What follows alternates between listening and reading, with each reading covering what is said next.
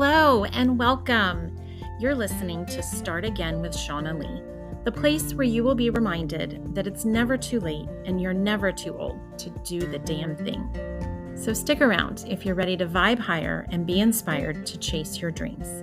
Together, we will uncover your soul's truest desires. Now, if you're ready, let's get started. Well, hello, everyone, and welcome back to another episode. I have a new friend for you to meet today, Kim Sorrelle. Did I say your last name right? That was perfect. Amazing. Well, thank you, Kim, for being here with us today. Well, thank you, Shauna Lee, for having me. I appreciate it a lot. I love your show. Your show should be on everybody's podcast list. I'm telling you, it's inspirational. I love Thank you. meeting new people just like you do. You do such a great job. Anyway, love it, love it, love it. Well, I am so pleased to have you here. I love talking to entrepreneurs, and this season, obviously, we're highlighting authors, and you've written 2 books. So I definitely want to give you an opportunity to introduce yourself to my audience. Tell us all about your business and your books. But the way I love to kick off this conversation is to start with letting us know how you've embraced this idea of starting again. Well, I've had to start again. I've had to start again a few times in life, but uh, I I'm really okay with starting again. I know that it can seem so intimidating, like, oh my goodness, we have to start over. And, we just went through COVID not so long ago. And for a lot of people, that was a place that they had to start over. And one of my main businesses at the time was in the food industry. And it was like starting again, but we Oh, made for it sure. through. But you had to pivot, you had to change. We made changes and came out shining. So I don't mind starting again. Yeah. Yeah. Well, I love it. I love it. Well, so tell us about your business now. Well, now I coach. I'm a business coach and a life coach, and I love connecting people, working with people. I do host a TV show. I host a podcast, and I get to do all kinds of fun things. And so, mostly, what I do now is help people. I love it. I love it. It's interesting to me as I look back, in all these different job interviews that I've done throughout my life, because I spent 20 years in corporate America before I jumped on this entrepreneur bandwagon. And I always, at the heart of what I was doing, wanted to help people. And what I've noticed is generally, most people also want to help others. And so I have found that to be the main connector with me and my guests is I'm meeting a bunch of people who are just looking to help people, and typically with one specific struggle or problem. Um, but tell me, did that prompt you to write either of your 2 books? Let's talk about your books. Yes, actually, both of my books were written because of that. And I agree. I think most people do want to help other people. I think the difference between you and I and some other people is we built a business around it. We've had Yeah, businesses around doing it, right? That's the right. the driving force is to help people in every business that I've been in. Welcome to the crazy entrepreneur world that Yeah, I yeah. started in at 18 years old. But yeah, so and I totally lost track of the question that you asked me Oh, because no, that's okay. I oh, wanted the to talk books, the about your books, the books. books. Yes. Okay. So, Okay. Cry Until You Mhm. Laugh was first, Cry Until correct? You Laugh was first, right. I was diagnosed with breast cancer, and I went to the bookstore, and everything was either very depressing or very medical, and I wanted to know, what Mhm. does it feel like? Like, are there choices you have to make? What is the day-to-day? What do you really go through? And so I started writing thinking someday someone will wanna know of what I don't Yes, know right now.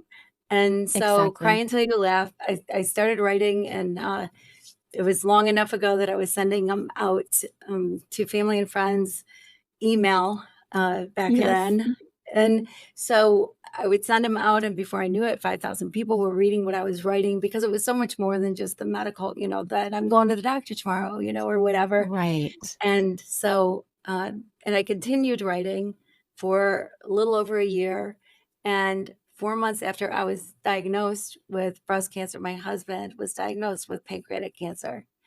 And so I was writing through that, and then he passed away 6 weeks later. So it turned from just this breast cancer journey into talk about starting over journey and Yes. how that went. So I'm in the business of helping women after divorce, but I've had a lot of women who've lost their spouses tell me how similar the grief process is and how similar the journey back to yourself after such a significant loss is very similar. So yes, you have completely embraced this idea of starting again. yes, yeah, well, and I think that that's true what you just said. I have a good friend who went through a divorce, a little bit after I went through my losing my husband, and I saw the pain, and I saw Mhm. the grief and the starting over. It was tough. I Yeah. My heart just ached for her. So, yeah, a lot of the same feelings are there for sure. Yeah, it's there's a lot of similar parallels. Well, so this book, Love Is, I am super eager to read it myself, and I wanted you to tell us a little bit more about it because so one of my very first episodes on the show was one of my dear friends, and she did this year of Amy after she got a divorce, and she went on this discovery of a full year of just kind of who am I, what do I like to do. She took herself on solo dates. And so her year of Amy kind of sounded similar to your year process of living out First Corinthians 13. So tell us about your book and kind of what that year was like for you. Yeah, it was kinda crazy, crazy year, Mhm. but I decided I had a great marriage, and I had a wonderful guy, and I wanted to make sure that I was living life right, and I thought I knew what love is, but you put 14 people in a room, you're gonna get 14 different answers to what is love, right? And Yeah. I just couldn't figure out anybody who really did a deep dive into what love really is, and so I decided I would dedicate a year to figuring it out, and yes, took the love chapter, love is patient, love is kind, does not envy, does not boast, etc., and took one word or phrase a month to figure out what is love that is patient. And I was in Haiti. Most of the time I was doing it because right after I was able to physically go back to work and after losing my husband and then going through my cancer stuff, I went to Haiti. There was an earthquake that killed 200,000 people. And so I was there helping. And about a year into being there, I decided I needed to take this love journey. So most of the time I was in Haiti while I was working on it. And it blew my mind and rocked my world what love truly is and how misunderstood love is and the Yeah. things that we're taught about love that aren't love and so Yeah. it changed my life completely and changed my view of love totally. Now, one of the things I read was that you had said your views on love might be surprising or unpopular. So, without giving too much of your book away, what's maybe one of the things that comes to mind? Yeah, well, if I would have only done the very first month, I would have had my life changed, and that's love is patient, right? Oh my And gosh, yes. so, yeah, and I thought I knew what patience was, you're not honking your horn if you're stuck in traffic, you're not mad because your five-year-old can't find his shoes and it's time to go to school, whatever. But I figured out if you put love is or love is not in front of any word, it changes the meaning. So, like, love is patient is, first of all, I believe that love is who you are. Love is walking, talking, living, breathing. It's not an emotion, not like fear. You watch a scary movie, you go to bed that night and you're shaking, you hear every creak and every Right. bump, right? But you don't live in that. But love is something that you live in. It doesn't come and go. Love is who you are.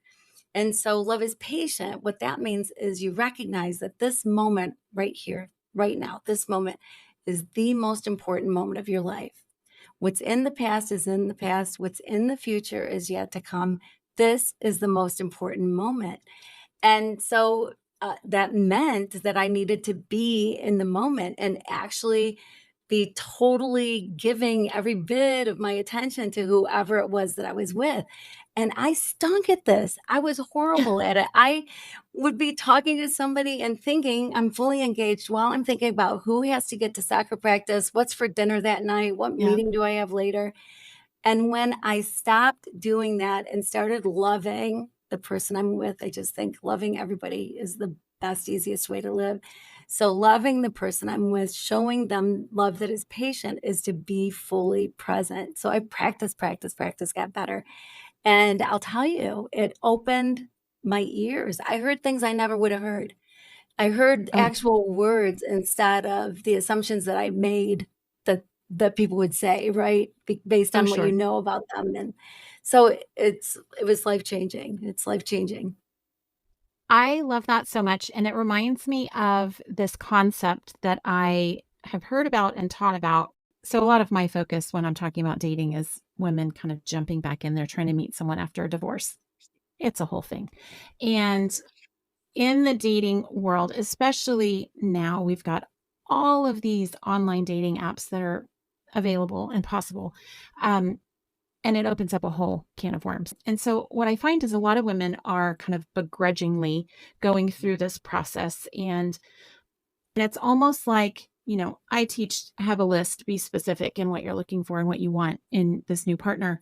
But it's almost as if we are meeting those people and then just checking the boxes and wanting to move on quickly through the date. And if this person, like, making these knee jerk decisions in the moment on whether or not you want to, marry the guy or go on a second date. And what I like to promote is embrace each moment where you are sitting down to a coffee, a drink, a dinner, and actually be with this person. Just appreciate the time together, get to know them without all the pressure. Are they my person? Are they not my person? Do I have to sit through a second drink? Like, just be in the moment. And when we're able to do that, I have found that you are surprised and you hear things you wouldn't have heard. And I just think it opens up the world of possibilities to be surprised and delighted. And it doesn't necessarily mean that they're going to turn into your person or that you want to go on a second date, but it makes that experience so much better. Oh my word, that is such incredible advice for dating because it can be tough, right? You meet somebody Oh, for the very first sure. time. You don't know much. I can tell you from my experience, I lost my husband 15 years ago, and, I stink at dating. I'm horrible at it, I've discovered. And, stick around for the wrong reasons and that kind of thing, and so I've kinda, given it up. But, it's not about just sitting and giving your resume, right, or listening to Yes. somebody's resume. It's connect. You don't have to talk Connect. about the kids, you can talk about the Pistons, I don't know, whatever, but Yeah. just Yeah. to connect with anybody is a gift. It is, it is. And I think, well, and I had a guest on my show recently, and he and I did a lot of talking about dating after divorce, which was very fascinating to listen to a guy's perspective and the things that they're concerned about. And it was just really eye-opening. But I just think the more we can just relax and connect with someone and not worry about where it's going or what it might be or what it isn't, and just kind of be in the moment is a gift to yourself, but also that person who is also equally nervous and worried and concerned and all the things? Right. There's another, facet of love. Love always trusts, which trust after divorce, I'm sure is an issue, right? Is A lot extremely of difficult. ways Yes. that, marriages end have to do with trust and breaking of trust Mhm. but love always trusts. That was a kind of a challenge for me because do you always trust? Well, how does that work? But to to me, what it means is that you take people at their word. You trust people, and then they prove to be trustworthy. They wanna live up to that. They wanna show, Right. "Yes, I'm trustworthy." So, I think too, before I did this, I, would be out with somebody and kinda trying to read between the lines. What do they really Yes. mean? Can I trust what they're saying? And it's so much better and so much more relaxing and being yourself so much more when you're just trusting. just Yeah. trust. They've not broken your trust, you just met them. So Yeah. just Yeah. trust what they have to say, right? Yeah. Totally. I love that. Well, so when you look back on your journey to through entrepreneurship, but also to becoming an author, what surprised you most? What surprised me most is that people root for you. Like, sometimes you feel like the world is against you and you're Sure. fighting for something. It's a battle. But the more you get to really know people, like, in my entrepreneur journey, I had a golf course, a real estate business, and banquet facilities, catering, a lot of different things, travel agency, a lot of different things over the years, multiple things at the same time, and people quite often were afraid to talk to other golf course owners because you're gonna get their secrets or you're gonna give away your secrets. Oh, And what I yes. found was the opposite is true. Like, I would have a lunch, I'd invite every golf course owner in the area, and at the end of the season, have a lunch, and we'd all kinda tell our battle stories, our Yeah. war stories, the good, the bad, and the ugly through the summer, and we wouldn't talk price, it wasn't about, setting prices in the area, nothing like that. It was strictly about, "Hey, have you tried this new thing? This new thing came out, and it saved me so much time," or it was helping each other, and so instead of Yeah. looking as everybody as competition that's out to get you, people are rooting for you, and Yeah. so it's fun to root for people. That's a really good point because I think that's also what stops a lot of people from starting a business is this concept of there's already a bunch of people doing it. There's this sentiment sometimes where like, oh, I'm too late to the game or it's already too saturated, which is not true at all, right? But this idea of Right. people rooting for you, and even if we're in the same industry, our customer is likely slightly different, or the way we provide a service is going to be slightly different. And I do think that generally people are rooting for you. Mhm, absolutely, and yes, there are how many billion people in the world? And Exactly. how many can I personally coach? How many can you personally coach, right? Like, there's Oh, lots of sure. people to go around, and I think whatever industry you're in, you kinda can feel like it's saturated. You can feel Oh, like, "Guy, sure. is there really room for another caterer?" in town or whatever. Yeah. But, yeah, you bring your own special uniqueness to it, and you're not just every other caterer, you're not just every other coach, you are who you are, and so you're gonna draw a certain kind of person that is the person to work with. Yeah. Well, and podcast is another one where I see that. Oh, why would I start a podcast? There's so many already. Well, the vast majority of them don't go very far. Let's be real. So, Right. I mean, the number of podcasts I've seen that have, just a handful of episodes and don't continue, it it is quite an endeavor to create and sustain a show. So, just because there's a lot doesn't mean what you're gonna talk about and who you're gonna talk to isn't still needed. Mhm. Yes, absolutely true, because people need to hear, like this show, your show, people need to hear what you have to say. You have experience, you have wisdom that comes with the experience, and then on top of it, you've met all these people and gleaned things from them. So you have so much to offer that somebody else does not have any of that to offer. So I agree with you. It's not a space where there will ever be too many. And Agreed. because you Yeah. you pick out the ones that are right for you. Yeah, absolutely. Well, so to the younger you, this is one of my favorite questions to ask people. What advice would you give her?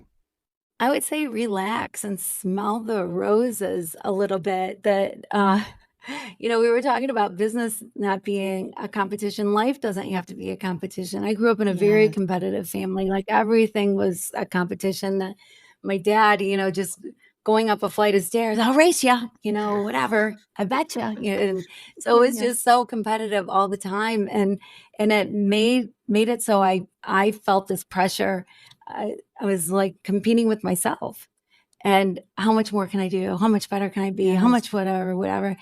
Yes. And now, I'm on the other end of things where I've sold most of my businesses. I am doing exactly what I wanna do every day. I love my life. I've always loved my life. I enjoyed doing what I was doing, but this is a whole new thing, Yeah. and, I wear what I wanna wear, whatever, Oh my and I've gosh, got yes. grandkids.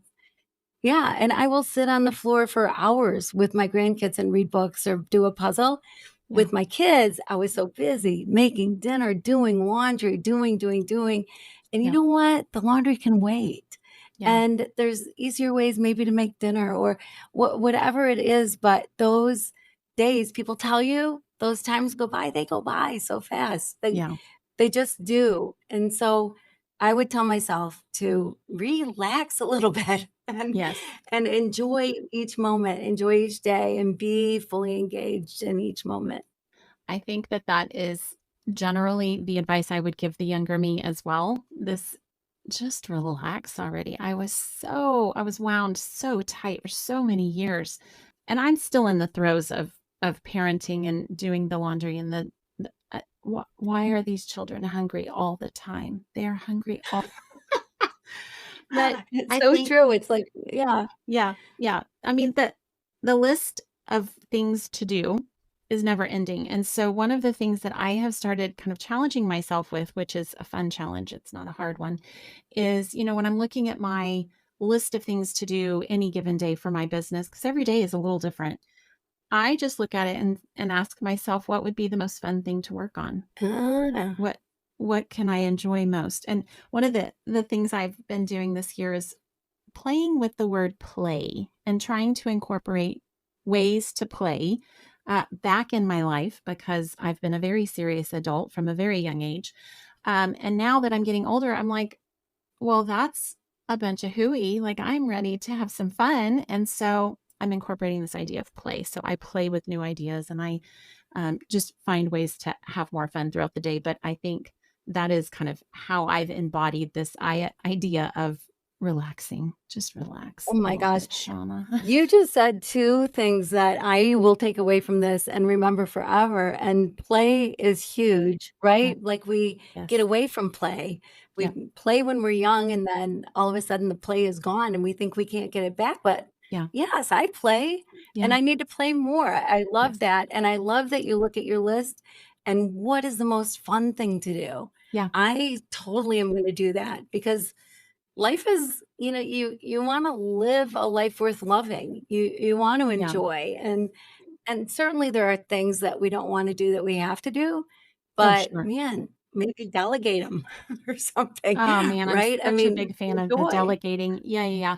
Well, and what I found when I do this, it kind of gets this momentum going, and then I can just go tackle one of the other things on the list that maybe was less exciting, but it gets done easier with less effort. I love that, and, in the whole scheme of things, you're gonna be remembered by your presence. You're gonna be remembered about your who you are, Yeah, and not totally. necessarily the why, but the who. Well, so when you look forward at kind of what comes next or maybe the newest venture, what do you now believe is possible for your own life? I believe anything is possible, frankly. Like, I think I feel like or I know that I've got a lot to offer. I started my first business when I was 18 years old, and I've sold businesses for, 7, 8 figures, and, I don't have to work, but I love what I do, Mhm. and so I know that I can help other people with their business. I know I can help people with their passion. I know I can help people turn their purpose into profits and help find their purpose, and so, that I think is now where I'm at, is the other end, not the day-to-day running businesses necessarily, but instead helping other people, run theirs. A question I hear a lot, which I will ask you because I would love to hear your perspective, is people who are struggling to know what their purpose is. What would your first, easiest, quickest tip be for someone who's like, I don't even know what my purpose is, for them to go about the process of figuring that out? I would say the first thing is you have to know yourself. And so many of us don't know ourselves. And a great exercise is to just take paper and pencil and sit down in a quiet place and write I am and put a timer on for 2 minutes or 3 minutes and just be dedicated to write I am a mom. I am a grandma. I am whatever. I am passionate. What are your emotions? What are your strengths? What are your whatever? And then it can be very surprising, this long list that you end up with. And when you know who you are and then love who you are, your special uniqueness, your Yep. one of a kind masterpiece that you are in this world, then you can get down to your purpose. Then you can figure out your purpose when you understand yourself. I love that answer so much. That is an amazing way to start figuring out what your purpose is. Figure out who you are. That's awesome. Mhm. So I guess last question for you. How can people find you? Well, I'm literally the only Kim Sorrelle spelled my way in the entire world because my last name is ridiculous. It has way too many letters, or 2 R's, 2 E's, 2 L's, so it's Sorrelle, Kim Sorrelle. KimSorrelle.com is my website. My books are on Amazon and in Barnes& and Noble, kind of wherever, books can be found. And, my TV show, my podcast can be found on my YouTube channel, which is Kim Sorrelle, pretty easy. I love it. And social media, I'm kind of everywhere. I love connecting with people. I love helping people. I love connecting people to people. So reach out, feel free to reach out with anything, anytime. I speak, I write, I whatever, and love to be a part of what people are passionate about. That is great. Just cannot thank you enough for being here with me today. So thank you. My word. Well, thank you. This has been an absolute joy. Thanks for listening today. What do you think of the episode? I can't wait to read your review. Pop on over to Start Again with Shauna Lee, the show on Apple Podcasts, to leave one today. When you scroll to the bottom of our show page, click on that write a review button and type away. All good stuff, I'm sure.